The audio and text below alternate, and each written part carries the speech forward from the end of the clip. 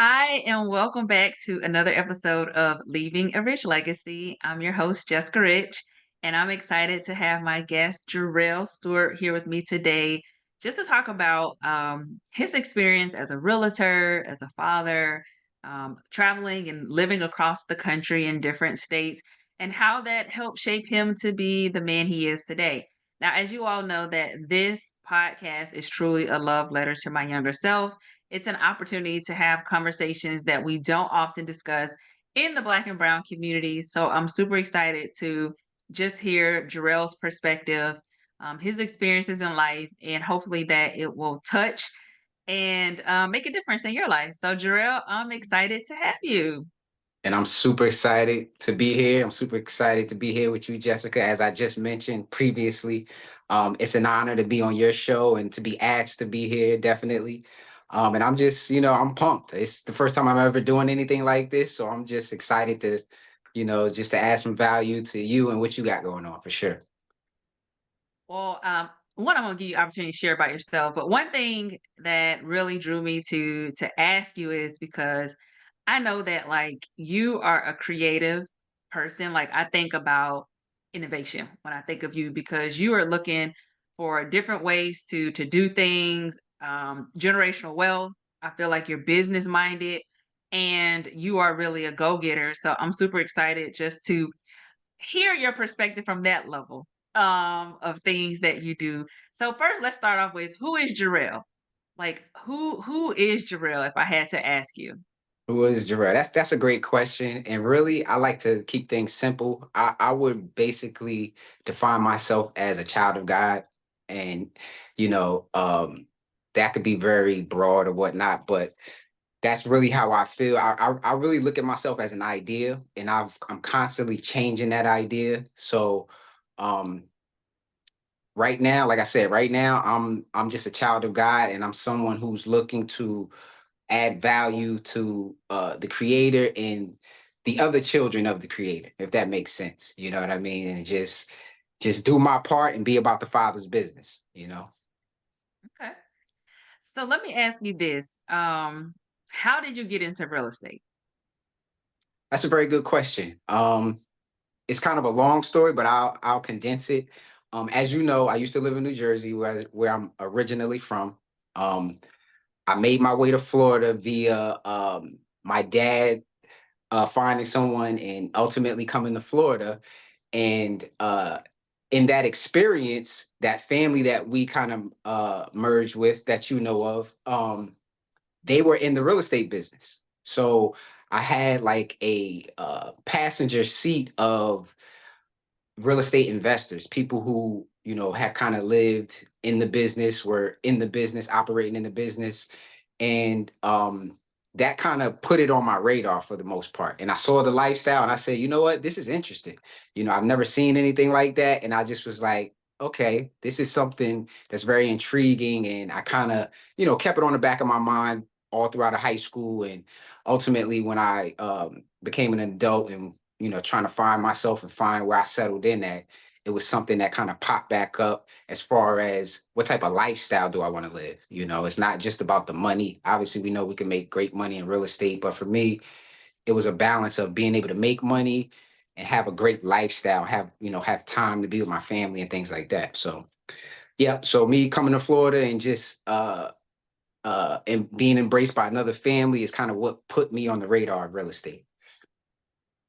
I love that you shared that this opportunity, right, as these families merged and they became blended, you got an opportunity to see a different side of a profession or investment. And it was in real estate. And for some of us, right, we don't have that close relationship or close exposure to different opportunities that really can be successful, whether that is investments, a lifestyle you want to create, or actually generational wealth. So I love that you can share that. It doesn't have to always be your direct immediate family, or you never know how it would come for you to be able to get those opportunities that will spike your interest. And for you, somewhat at a young age in high school. So you mentioned moving to Florida and then moving back to New Jersey. So how did that impact you and kind of contribute to where you are today? That's a good question. That was a very impactful experience in my life. Just coming from New Jersey and kind of the conditions and things I was living in to moving to Florida, being with a new family, being embraced by that family as if I was family. It was just, it was night and day for me.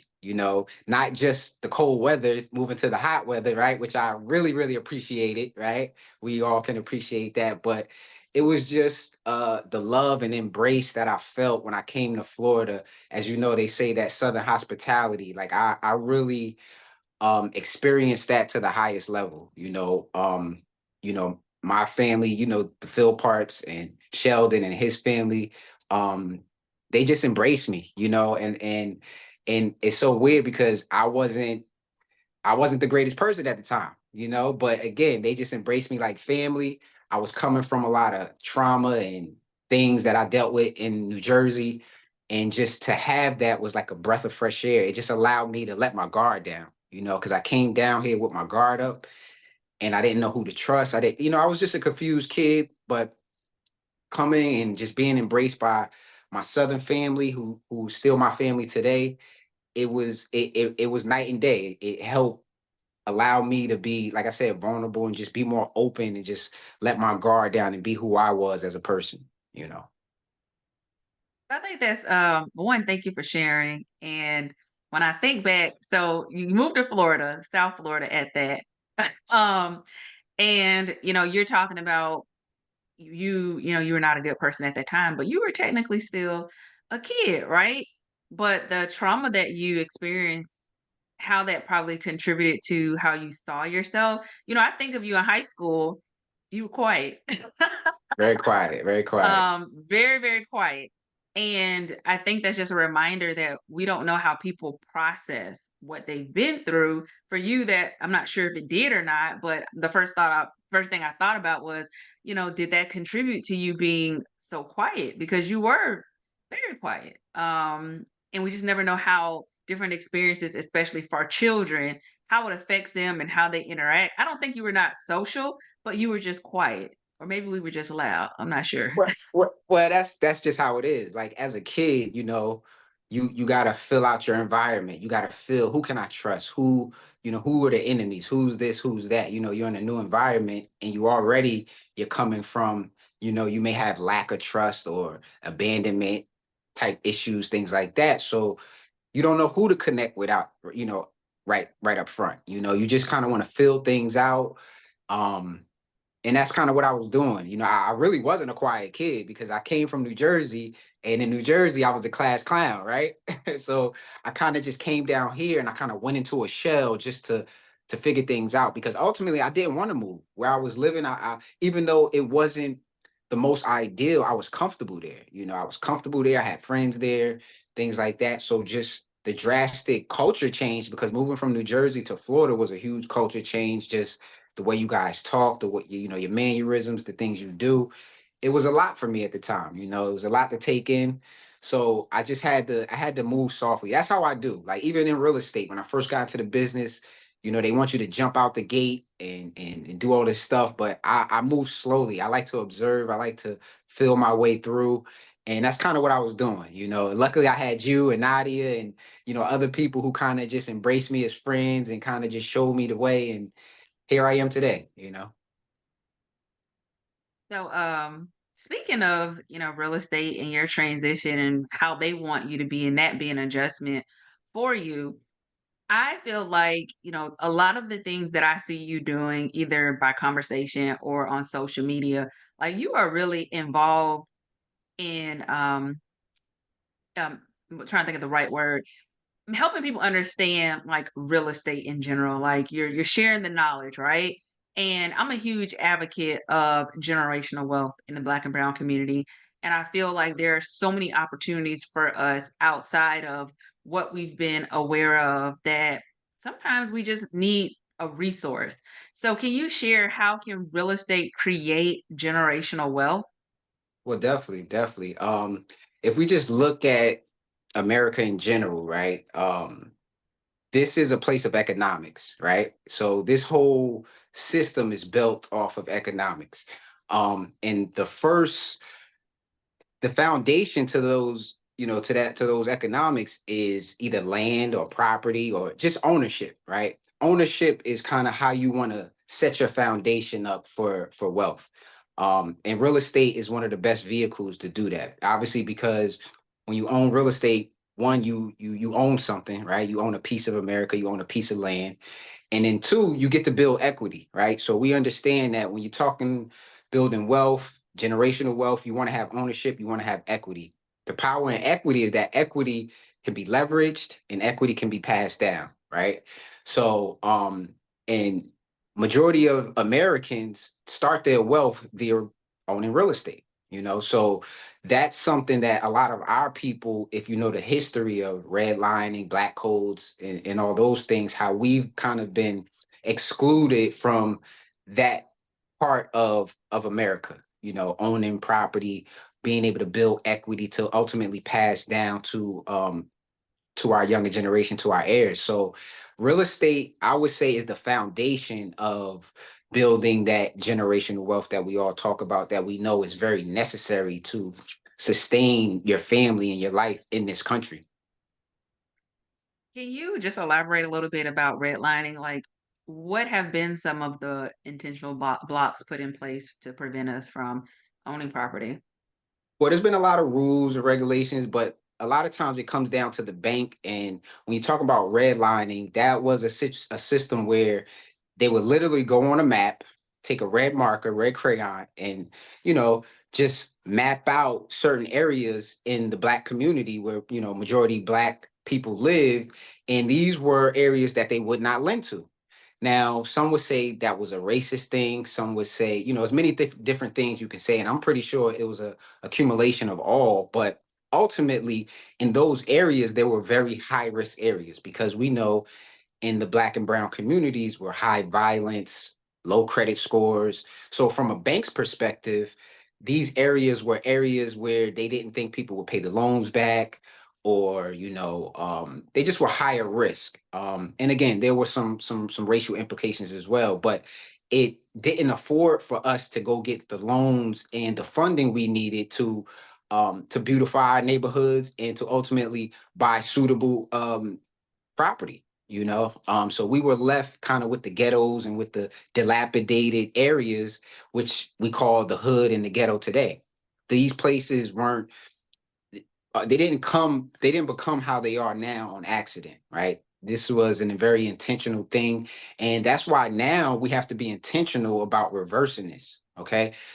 Just in our communities as well. We can't look to politicians and all these other people to come save us and do the things we need to do. We need to get together, start buying up some of this cheap property and putting value back into it, putting our creativity back into it, and building these areas back up. So I'm a firm believer in that. Right. So, speaking of that, right? The conditions and just the systems that have been in place that have prevented us maybe in the past. I think a part of that also comes to, and I believe you said it earlier, was just a lack of financial literacy. So why do you feel like it's important um, for us in the Black and Brown community to educate ourselves and be more aware? Definitely. Financial literacy, man. That's a term that's being thrown around everywhere these days, and as it should be, because again, this was a game that was set up that we were left out of, right? So if we think about Monopoly, right? We all love and play Monopoly. I play with Monopoly with my three children. And Monopoly is a game where everybody gets a piece on the board, right? Everybody starts at where they start from go, right? Everybody's given $1,500, right? So that when they go around the board, they can buy land, they can buy houses, they can buy hotels. Now, if you start out on this board and you don't have the $1,500 and everybody else does, where's that going to leave you in the game? I mean, we don't have to be rocket scientists to know that we probably won't win the game, right? So my thing is financial literacy is knowing the game. We know what game we're in, and not only that, we know the rules to the game, right? Because anybody could go out and pick any game they want to be a part of and play the game. But if you don't know the rules, you're always going to be at mercy of the people who know the rules. right? You're gonna be left in the dust, so to speak. So it is very, very important for us to understand that again, we're in an economic game, right? And this economic game has rules. And if we don't know the rules and know the rules at a high level, we're always going to get the short end of the stick. And that's kind of what we're seeing today. It's like we've been left out of a lot of different arenas. We've been left out of getting access to different knowledge and things like that. And it's showing in our culture and it's showing in our communities. And now we have to be very intentional about gaining that information, sharing that information with each other, and just partnering up and executing on that information. So listening to you, it sounds like really just having a growth mindset, taking the initiative, right? Like not waiting for it to come to us or fall in our lap, but really, really going out and seeking that information. And as I mentioned earlier, I just think you're like very innovative. It seems that you're just having to be very open to new ideas, new ventures, just trying new things, which for some, it can be uncomfortable. So why do you think it's important for business owners to be open-minded to different ventures or ideas when it comes to growing and building? Well, I'll say this. I'll say initially you want to be open minded to to to the possibilities, to opportunity, things like that, right? Until you ultimately find something until you find your lane, right? Until you find something that you gravitate to, and then you should be obsessed with that thing, obsess over it, learn it, master it, right? And then once your cup runneth over in that arena, then you can explore some other arenas, right? Because one thing we do as entrepreneurs and creatives is sometimes we can get our hands on too much at once, right? We love, it's like what they call shiny object syndrome, where we start one thing and then the next shiny thing comes and we're off with that, and then a lot of times we spread ourselves too thin. So I don't want people to get caught up in those situations, but definitely diversify, definitely add value in many different arenas. If you can handle that capacity, like I said, if you've mastered one thing and you feel like you can add value in other areas, definitely do so.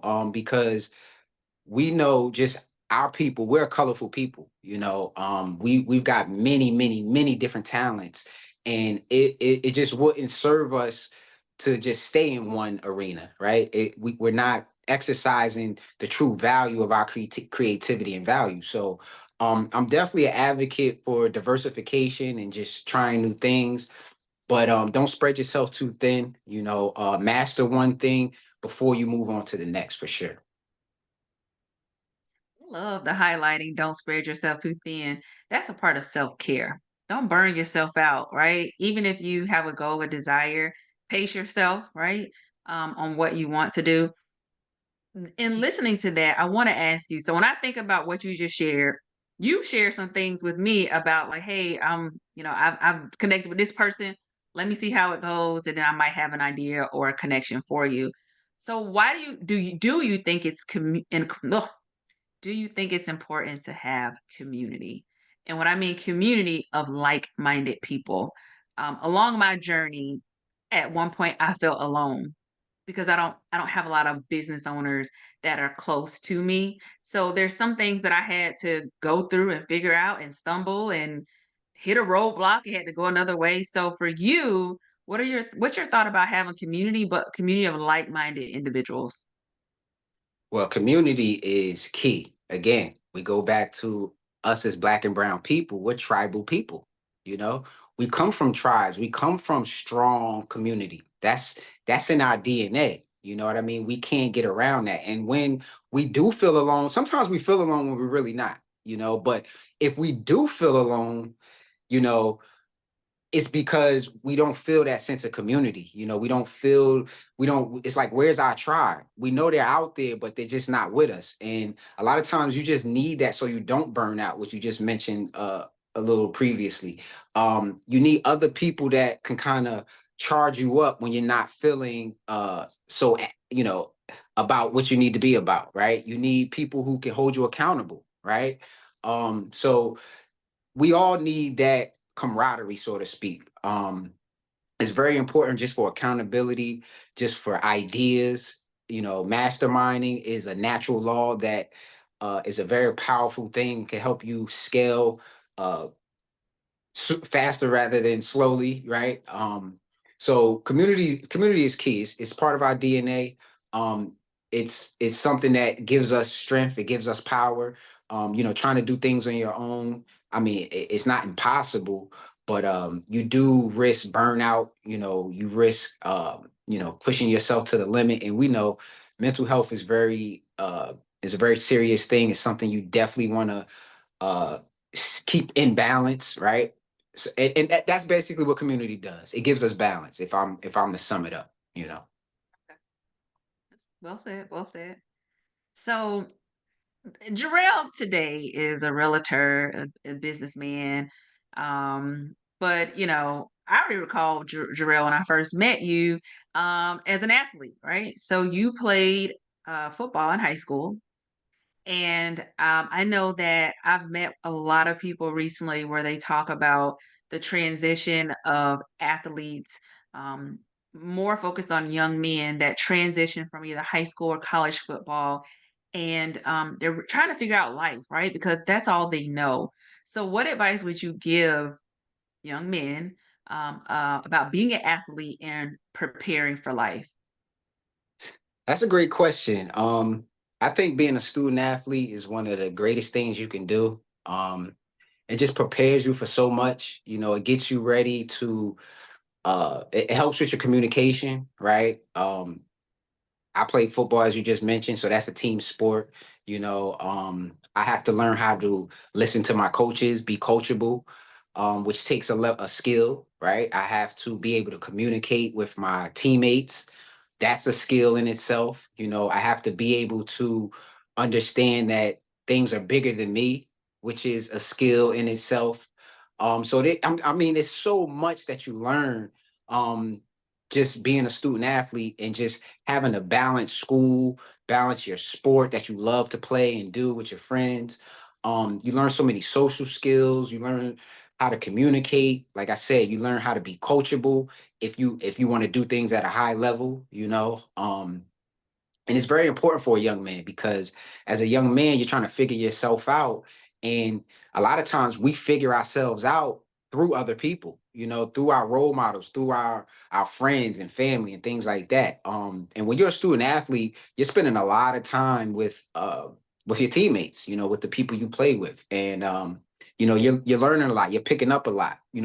For young boys, it's very valuable for them to be around other boys, uh, often. You know what I mean? So if you're playing sports and you're practicing, and our coach, he kept us all together. We went to church together, we did fundraisers together, we went out to dinner together because he understood the power in the connection. It's more about the connection, and like I said, that camaraderie that allows you as a young man to be confident within yourself, right? And then that confidence permeates on the field or whatever sport you're playing. You know what I mean? So I think that's very important, especially those young men who may not have that at home. Sometimes sports can fill a void. For me, like you mentioned early, how I was quiet and not so as expressive when I first got to Florida. That wasn't the case on the football field. I felt like on the football field, I could be free. I could be myself. I can be creative. I could be expressive. I could have fun. I could kind of let my hair down, as they say. And that did a lot for me. It really helped me get through other areas of life, just having that outlet. So I think it's very, very important. So you're a realtor, right? Talking about your business ventures, you're an athlete, still very athletic, but you're also a father. So with all these things that you're going on, one, there's got to be a balance because I know that you're very involved with your children. But there may be some fathers out there that feel like they can't do it all, right? Or maybe discouraged or in the middle of it or trying to start it ready to give up.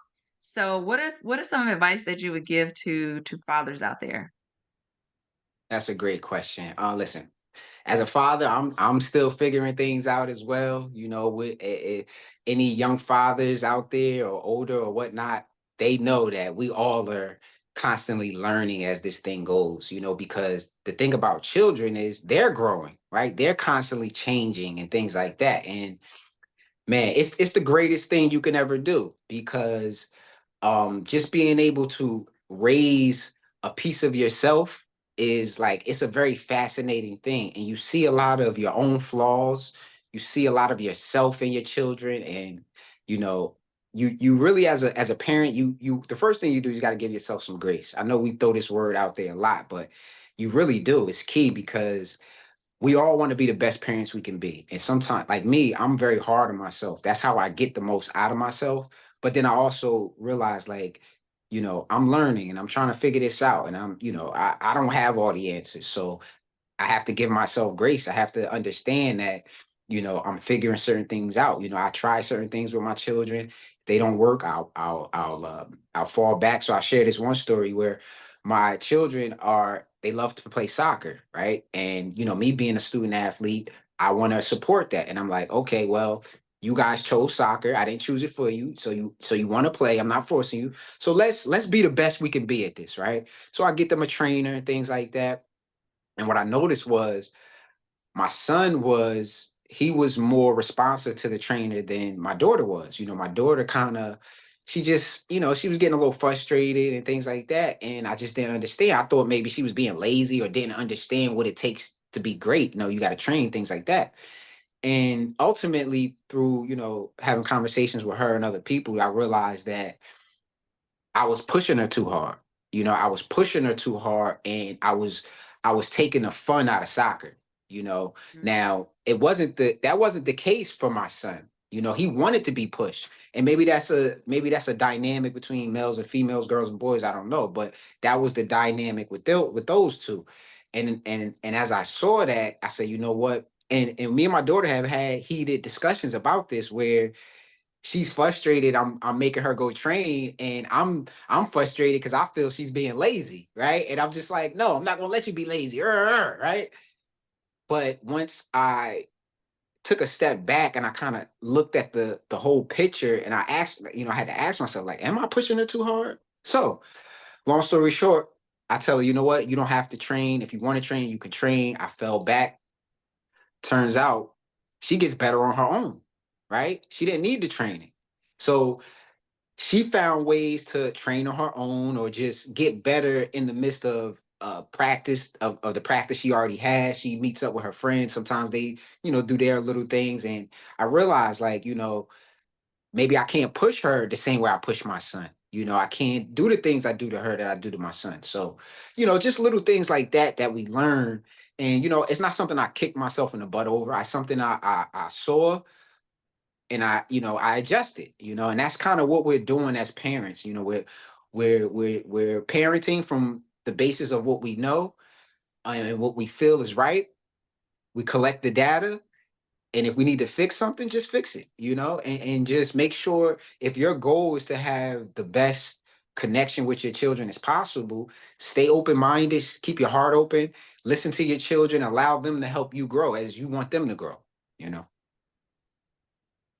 Well, there's so many takeaways as a parent from what you share, as a father, and then even as an adult, because what I really hear from this story is you got to understand there's not a blanket approach when it comes to people. And in your situation, your daughter obviously learned differently than your son, or wanted to learn differently, right? I think we all respond to different methods. And this is a prime example where she got better on her own. And I'm not saying she's better than the trainer, but in that situation, like, you know what, the strength was in her teaching herself, and it sounded like maybe even community with her friends versus someone else being, so strict when you think about the trainer. So I think there's so many life lessons just in general, based on there's not a blanket approach in what we do and how we communicate with people, and how people receive certain things. So a lot of good nuggets from that. So thinking about everything that you're doing, Jarrell, and the impact that you're making in the community, your children, your friend groups, and all those things, like what's the most rewarding thing about what you do? The most rewarding one is just being a father, like I just explained. But if since we already talked about that, I would just say just being able to help people, right? Because like in my early 20s, I didn't take a lot of things serious. I didn't take myself serious. I really didn't have a purpose for the most part. I was like, I'm waking up every day, I'm just going through the motions. But I felt empty, right? I'm like, what am I doing here? What's going on? And it wasn't until, obviously real estate helped me with this, but it wasn't until I found a bigger purpose than myself, and real estate gives that to me. Every day I'm solving other people's problems. I wake up every day looking, how am I going to help somebody? This is what I get paid to do. But what my first couple years in the business, I wasn't getting paid, right? So this is something I would literally do for free. You know what I mean?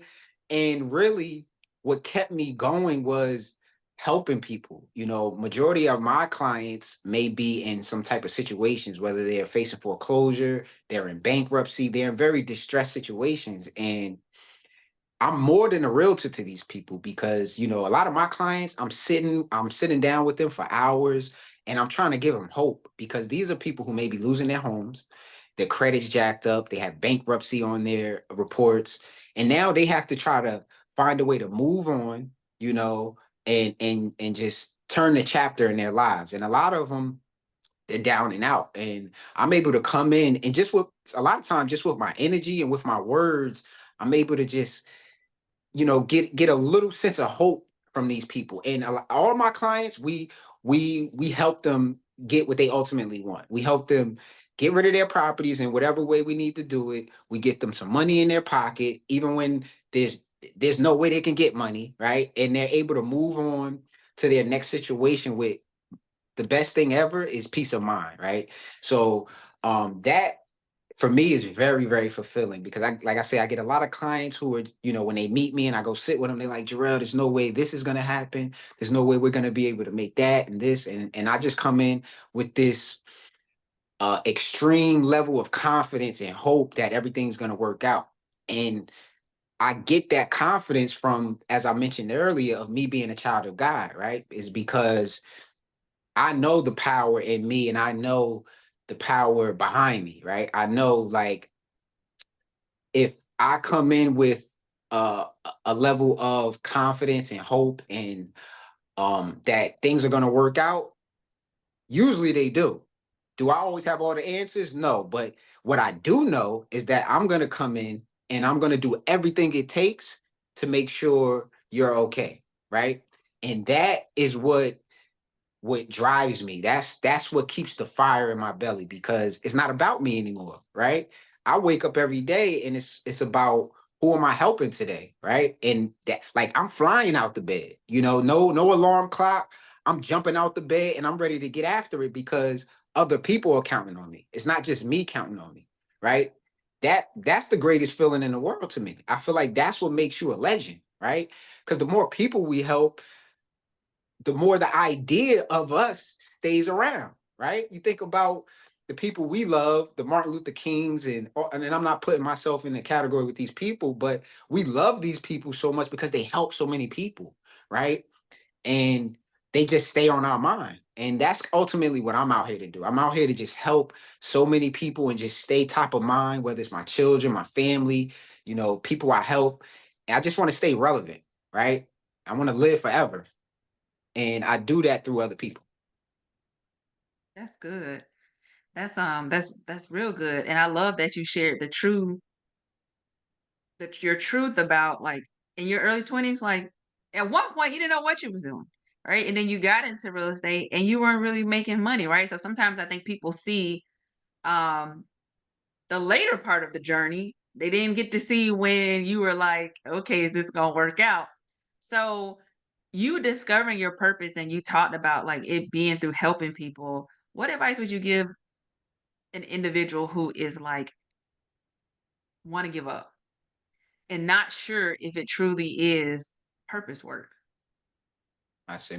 I mean, well, what I'll say is I've been depressed as a young man, I've gone through those down feelings and feeling down and out, not being able to find my way. And again, that comes from you ultimately just thinking about yourself and thinking about your own problems. When you're thinking about yourself, that's what caused the depression, because now you're thinking deeper, and you're going so deep. And then sometimes you can go into this abyss that mentally you can't come out from, because you're like, oh, I'm here. How do I get out of here? Right? You don't have the answer. And when you don't have that answer, that's when the depression really sets in, right? It's like, oh, like now you're waking up and you're trying to figure out how, right? And how is not the question. Why is the question. We have to know why. The how is for God to figure out, right? We have to know why. And if you're distracted on how, you can't focus in on the why, right? So for me, again, I found my why through other people, right? That's what drove me. So what I would say to anybody who's feeling a little down and out and like they can't figure things out is look to add value to someone else. Who else can you add some value to? Because one, what that's going to do is it's going to distract you to a degree, right? You're not thinking about your problems. Now, does that make your problems go away? No, you still have to, address and deal with your problems. But this is what I've figured out in my journey, and this is what has always worked out for me. And this is what they mean when they say let go and let God, right? Let go and let God. What does that really mean? Well, to me, it means to focus more on God, right? Because everybody is God to me, right? So this person over here, they're a child of God. If I help this person, I'm doing God's work, right? Once you do that enough, yes, God's going to show up in an amazing way in your life, and everything, and all your problems will, I won't say they'll go away, but they'll be solved. And I know that sounds a little spooky, it sounds a little, holy and things like that, but it's the truth, and I'm a living example of that, because again, it wasn't until I started helping other people and just being so bogged down and focused on other people's problems, I had no time to focus on my problems. But guess what? Those problems got solved somehow. Now, did I have to put in some work to solve them? Yes. But it wasn't, I didn't go into this depression of how am I going to figure this out? Oh, I can't figure it out. I don't have the resources. I don't have this. I don't have that. And you start, your mind start going into the lack and into all this negative energy. And then now you can't even fight your battles. You can't fight your battles because you got all this negative energy permeating throughout you, right? And you're never that good to anybody that way. So I would say shake it off. The one thing you can do, and I know you've exercised this, is working out. Go work out. Go to the gym. If you get your body moving, if you change your physiology, you're gonna get more energy, right? When you go to the gym and you work out, if you understand things on a cellular level, you're gonna get more energy, right? More energy is a positive thing. So you're already in a positive state, right? I dare you to go work out and try to be upset. I dare you. It's hard to do. Because the thing is, even though you're putting your body through stress, when you're done, you feel like a champion, right? You feel like you just moved a mountain. I don't care if you go walk for 15 minutes. It doesn't matter what you do. Go move your body. And as you're working out, you can think on some things, And that's what I do. I try to work out every day, and it's like my sanctuary. It allows me to clear my mind. It allows me to think creatively, think critically, and just get my juices flowing, and then I'm ready to conquer the world. Good. And the working out every day, I feel like that is accurate. Even when you're traveling. So I think it's but no, I think I wanted to ask that because, a lot of people are trying to figure out what is their purpose. And I love that you said, like, figure out how you can add value to someone else. It may not always be just about you, right? Like, look into where you can add value. And I think that's a very good start for a lot of people. So, Drell, this is my favorite question of the podcast. And I have to ask, so if you could have a conversation with younger Jarrell, what would you tell him? That's a great question. I'll tell you this: I have a conversation with my younger self every day, right? Because if you understand the mind, our subconscious mind is our younger self, right? And you got to keep that thing tamed every day, right? You got to keep it in order because it is a child and it wants to do what children do, right? But no, I get your question, and I would say this, just looking back at myself, I would just say um just be confident. Just be confident because we know as adults, a lot of times we get confidence from experience, but sometimes you have to be confident without the experience. And you get that confidence, you have to conjure it up within yourself, right? Um, you have to be able to just be able to love yourself, um, be okay with who you are and where you're at, and just say, you know what, I can figure things out. I'm not the best at this or that, but again, I'm a child of God. I'm a child of God, and that makes me, I'm chosen. I'm it.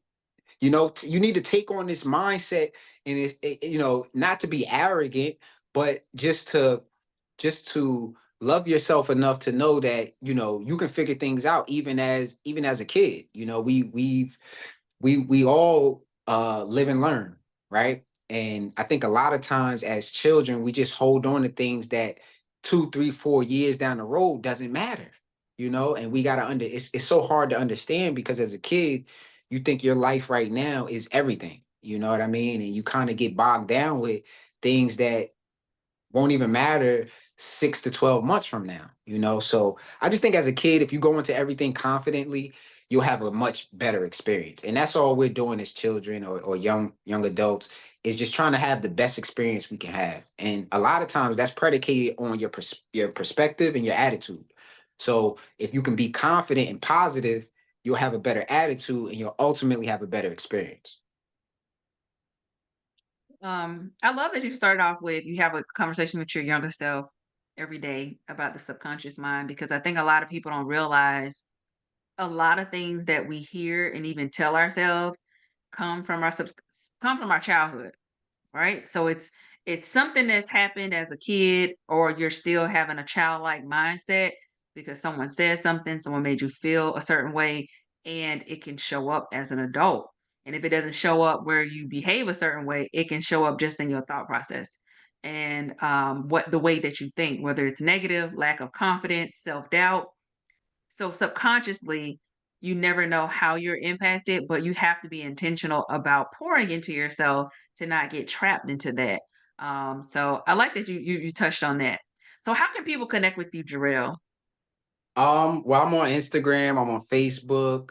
You can call me, you can text me. Like as you said already, my background is in real estate. I am a licensed insurance agent as well. But I help people with anything. If you just need to talk, if you need resources for anything, I'm the type of person that'll just figure it out. I don't have all the answers, but yeah, social media, you can definitely get me. Um, yes, pretty simple. And can you clarify what's your service areas when it comes to real estate?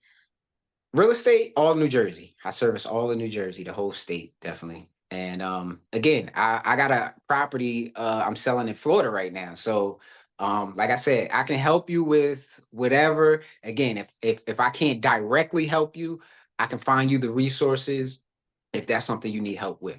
So All right. Well, I will drop your information for people to connect with you. Jarrell, thank you so much for being a guest on my podcast. I'm yes, super yes. excited to see all the things that you're doing, how you're touching people, how you're connecting with people, how you're bringing others along, right, in their journeys and just being willing to share your resources and your knowledge. So I appreciate you and I hope that I can have you and maybe the crew in the future on the podcast together. So thank you so much.